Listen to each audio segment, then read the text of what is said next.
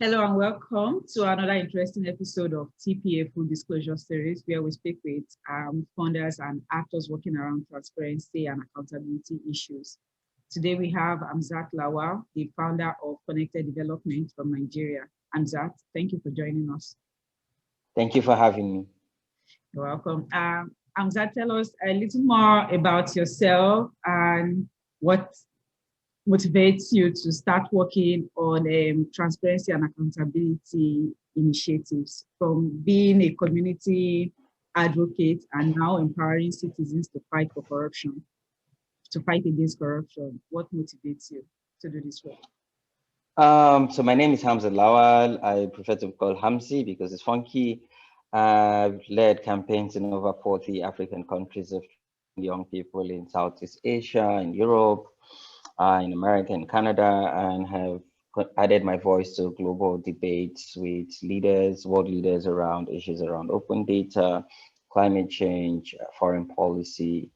I founded Connected Development and Follow the Money, and I currently serve as her chief executive. And what motivates me is how I started the Follow the Money campaign, which is now a movement. In 2010, there was lead poison outbreak that killed over 400 children. In 2012, I was struggling to get information on what has happened and how government responded, because at that time it was declared a national emergency and billions of dollars was released. So I took a risk. Taking a trip from Abuja to the community called Bagega, and it took me over 18 hours. So I took a bus, I took a motorbike, I rode on a donkey, at some point a horse, just to get to this, hard to reach community. And when I found out that over 700 children had died, so what that meant was it was underreported. I found out that no single cent on the billion of dollars that was released, and the communities were not aware, they were not informed. So I used my smartphone to document their voices and amplified it on Twitter with the hashtag #SaveBagega that got the then president to release $5.3 million. So for me, my motivation is taking voices from communities on the ground that don't even have mobile connectivity and amplifying these voices and bringing them closer to policy and decision making using data. Great. So when you say you bring communities who are not connected to technology, how do you do that? So we use online and offline mechanisms. So I say that my work, 95% of my work is offline, and only 5% of our work at Follow the Money and Connected Development is online. So we do a lot of ground routing. We do a lot of community outreach. We host a lot of town hall meeting and engagement with citizens on the ground, leveraging on a platform like religious platform and traditional institutions to host this kind of town hall and focus group conversation, working with women leaders and youth leaders, and taking all those voices, aggregating them and amplifying them on Twitter with a hashtag. So for every of our campaign, we always create a hashtag just to keep digital footprint, and then so we can also do our analysis and measure impact. So before we go online, we do all that, offline. And then when we come online, we amplify them. Most of our campaign go viral, but a lot of people think, our campaign is just online and it's digitally led. Yes, we use digital too, but, we engage offline more. So when we don't want to be complicit in pushing, fake news or get caught up in the web of fake news or misinformation. So we do a lot of fact checking and back-to-back, engagement. So whichever information government is giving us as feedback on our campaign, we quickly take it to the community, because what's important is ensuring that this community are empowered to run the campaign even independently when Follow the Money leaves the community. Great. So that leads me to my question on using data and evidence to promote transparency and accountability. So how has this worked for you in Nigeria? How have you been able to use it to promote transparency, using data to promote transparency and accountability? What are the results that you've seen so far?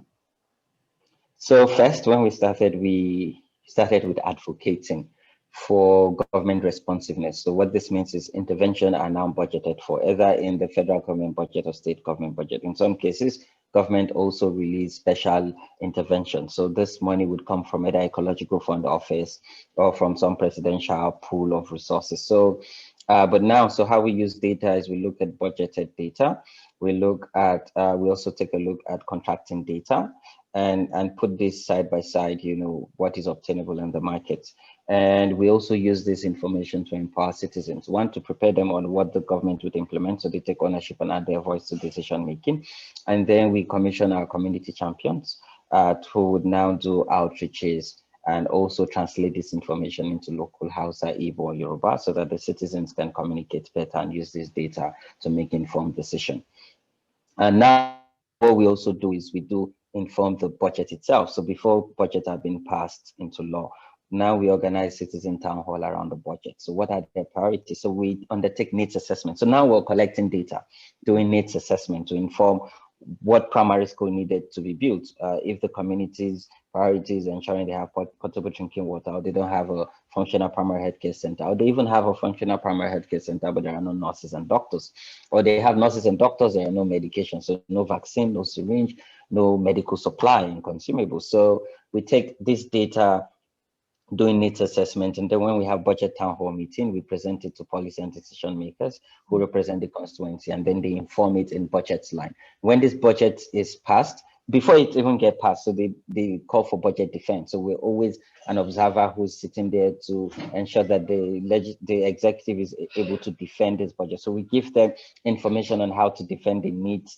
on this budget line. So when it's passed, and then we start advocating for finance to release this money and prioritize this because it has to serve the community needs. And when these funds are disbursed, we start following the money and tracking it from Abuja to the various grassroots community, but at federal, state, or local government level. And in doing this, we're closing feedback loop. We're closing the the leakages in government, and also the information gap in rebuilding trust and getting citizen ownership, in our campaign, and so that they can also enjoy the dividends of democracy. Great. So I'm very sure that there will be some challenges in doing this work because you are pushing back at some group of people. So what are the challenges you encounter in doing this job? And mentioning these challenges, how do you mitigate against these challenges?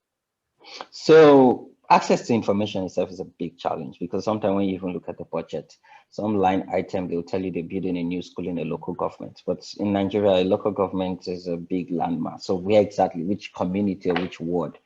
One of our biggest challenges is accessing this community. Sometimes you have to travel 3 days just to access a community within Nigeria without good access road and even connectivity to mobile or even internet. There's security risks. They've been harassment, they've been intimidation, but they've never been arrest. They've been threats to life. Sometimes we have to go on the ground just because some of our colleagues have received threats. They've been pushed back from government because at first government does not understand the concept of following the money and citizen engagement and transparency and accountability. And at first they were like, who the hell are these young people asking us so many questions? When we're your age, we don't ask our elders this kind of questions. So how do we mitigate against this? We've been able to build the capacity of our colleagues and engage like a security expert to train us on, how to, when we're faced with threats or harassment like this, what to do, and how to take, with the increased kidnapping and attacks, or, how to travel and just stay on the ground while traveling. So instead of writing freedom of information letter, because Follow the Money will write tons of freedom of information letter. Some people call it request for information. So we write courtesy visit letter in some cases. So we write them and say, we want to pay you a courtesy visit. And in doing that, we have a familiarization meeting and say, okay, this is what Connected Development do. This is how we follow the money, and this is how it benefits you as government. So they now see, value to the work that we do. Because last year we saved government 50 billion naira. Just because they opened up and shared data and they attended our town hall meeting, and they see that, there's value for the work that we do. So now we write, in some cases we write courtesy visit letter, and sometimes we even host them in our open data space so that they also understand and meet other colleagues, and they find it intriguing that young people are actually doing incredible work that impact grassroots community. So this is how we try to mitigate some of the risks and challenges, and of course, access to needed resources, to do a lot of community outreach and run, parallel campaign around health, education, access to water, and extractive. Right. I noticed that most of the people in Connected Development team are young people. So Yeah, I'm we're not curious. ages, so we're not ages, we just, yeah, we just Yeah, have a culture of young people. Yeah. it's fine. It's good. The young shall grow, and it's good. When they say leaders of tomorrow, you are actually putting that into practice. So my question is, how do you get young people, not only young people anyway, but also even communities to be interested in what you are doing, and they're not thinking, oh, it's same old story. People will just come to our community and come and ask us questions. So how do you get this engagement going on? Yeah. Interestingly, in most of the communities we've worked in, most communities, they'll tell us, oh, we know about Follow the Money. We've had you on Voice of America or BBC Hausa, or, so because we use a 360 communications approach, social media in engaging young people and targeted government MDs and politicians, and then radio, because radio is a big instrument for information dissemination at the grassroots. So we run Follow the Money Radio in engaging citizens, and in doing that, we collect feedback and we also share knowledge and information with them. So for us, we also use illustration and infographics. Using cartoon to share knowledge and information, caricature, and it's been really engaging for young people because the attention span for young people is really short. So we try to be creative and do short videos, illustrative videos that shares data, collect feedback, and sort of empower community members and young people and older people too. So using radio, using community outreach in our town hall meeting and social media, we have that strength of mobilizing and also the convening power with older people and younger people. And we're leading a conversation around intergenerational dialogue. Great.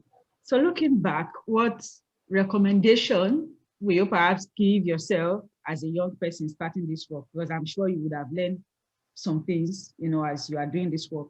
So looking back at your younger self, what recommendation or advice will you give your younger self? And this advice, how will it be applicable to any other person who is thinking of doing the same work that you do? I think for me, one of my key cardinal success is the fact that I've remained consistent. So for young people, consistency is key and being focused. It's not easy. There's a lot of distraction, there's peer pressure, but just keep focused and have a vision. Also, I would say that, mental health is one of our biggest challenges. And a lot of time, people don't know how to process rejection or failure, because the work that you do also, the work that we do, sometimes we get rejected, sometimes we fail. And yeah, rejection and failure is part of lessons, but now I can say it's part of lesson, but my younger self, would have like mental breakdown or some mental health crisis. So, and now I've learned that mental health is just part of life, it's just one step at a time, and just keep breathing, keep going, and don't commit suicide or don't hurt yourself. Okay. That's very important, mental health issue. So I'm going to ask you a question as a grantee. So there's this conversation around smarter grant making. So as a grantee, I want to ask you, what if you were to give a candid response to this question? What do grantees want from funders? I think one thing that is killing entrepreneurs, civic technology leader like myself, is overhead and the flexibility to grow and document lessons and use resources to amplify these lessons and campaign, and always have time to even host a meeting to reflect, have a physical convening of your key team members just to learn from each other and bring an external expert to learn. So, biggest challenge is flexibility of resources. I can share a few lessons. I know Luminate is great in terms of scaling, impact, and organizational system and process, and they always, investing in leadership and also in structures and system and processes. I know now, Ford Foundation, Mercator, I can't remember the other foundation, is looking at increasing, overhead or percentage for overhead. So this would help us to innovate and to accelerate and scale impact on the ground. So as a grantee, this are some of our biggest challenges, because our biggest nightmare is paying salary and keeping retainership. Because if you don't pay salary, it's a competitive market. You know, private sector is always looking for talent, and we've invested so much in, you know, building capacity for our younger folks, and the next minute you've lost them, you know, because they're getting better offer, and of course they have better offer brings better lifestyle. So for us, this is one of our biggest challenge, you know, retainership, keeping talent, and paying market value for the work that they do. Awesome. Finally, Hamzi, it's a bit funky. So this year has been, 2020 has been a big deal. All year has been a big deal, but this has been quite special for everybody. So looking at 2020, what lessons are you taking as an individual and also as an organization into 2021 and beyond? What will you say this year has taught you, or what you have relearned? I think this year have brought out some new innovative thinking and leadership role and style, because every crisis would shape you as a leader to jump in front of it and learn from it, and also adapt immediately. And it has also shown that we're all interconnected, you know, irrespective of where we find ourselves. COVID-19 has shown that, you know, we need each other, and in rebuilding back, we must continue to, you know, show solidarity and stand with each other. So for me also, mental health is key, because COVID-19, I didn't just experience or just had, oh, there was COVID-19.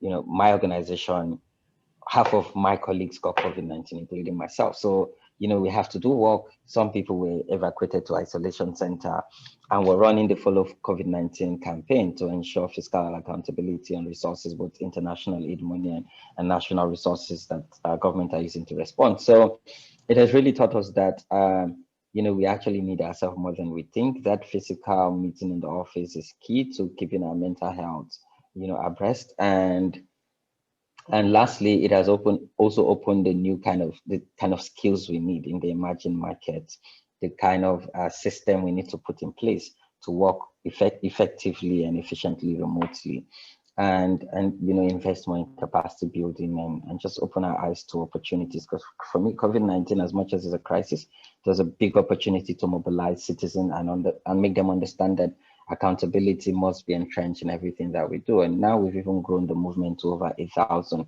people. And during COVID-19, we started a chapter in Pakistan, and now we're in conversation with Haiti. Interestingly, the Minister for Finance in Haiti is the one pushing for this kind of reform, and they want to use follow the money model. That's awesome, really, from Africa to the world. Yeah. That's good. On that note, we are very content on our conversation. Thank you so much, Hamzat, for joining us and sharing your experience and insight, and for the work you do as well. Thank you. Thank you for having me. Bye-bye now.